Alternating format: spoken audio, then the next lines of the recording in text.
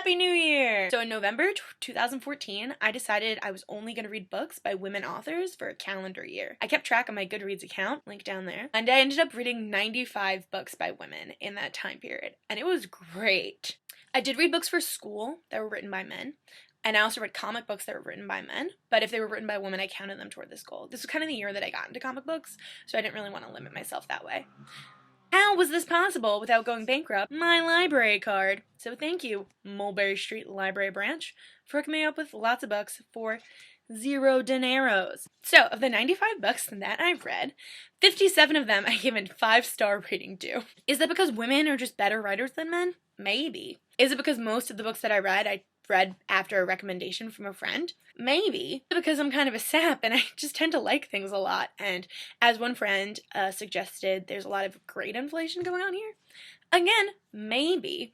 But I read a lot of books that I really, really loved. I don't think any of them I started and didn't finish, though there was one in particular that I really sort of halfway through, I was like, I gotta finish, maybe this will get better. And it never got any better. My most read author during this year was Maureen Johnson. I read 5 books by Maureen, but one of them was a novella, so I'm not sure how much that counts. 4 authors were tied at 4 books: Rowell, Margaret Atwood, Toni Morrison, and Jenny Han. Of those 4 authors, Rowell and Toni Morrison have the best average ratings. 19 of the books that I read made me cry. A lot of them were about friendship or sisters and mothers and sort of the connections between women. What were the best ones?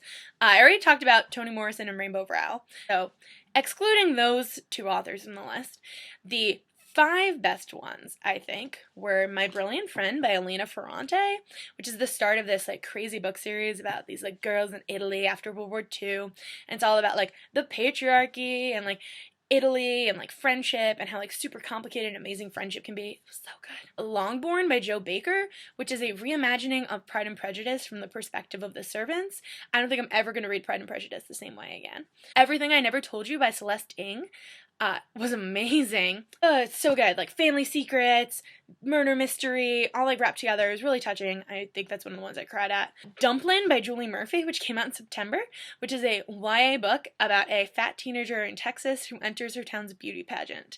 And it was so good. And UPROOTED by Naomi Novik, which is kind of a reimagining of Beauty and the Beast, but with, like, more fairy tale elements, but also more, like, fantasy war elements, and, like, this really great female friendship, and, oh, it was so cool. What did I learn? I never thought about what it'd like to be to have a sister before. I have 2 brothers, and a lot of these books involve relationships between sisters. I never considered what I was sort of missing out on in the range of human experience by not having a sister until I did this. Now, when I read books by men, I get really annoyed if the female character is underwritten, and I keep thinking about how different it would be if it was written by a woman. I still find myself seeking out books by women more than anything, and when somebody recommends a book by a woman, getting that from the library a little faster than I do books by men. Like I said, this challenge was only from November to November, so there was still 2 months after it was over, and some of the books that I read didn't count. So overall, I read 121 books in 2015. I read a lot of graphic novels, which go really quickly, so I think that's part of the, like, inflation aspect of it, but, like, whatever, I'm gonna own my accomplishments. That's a lot of books. I'm really smart. So for 2016, I set my goal at 100 books, and I guess we'll see how that goes. Right now, I started this technically in 2015, City on Fire,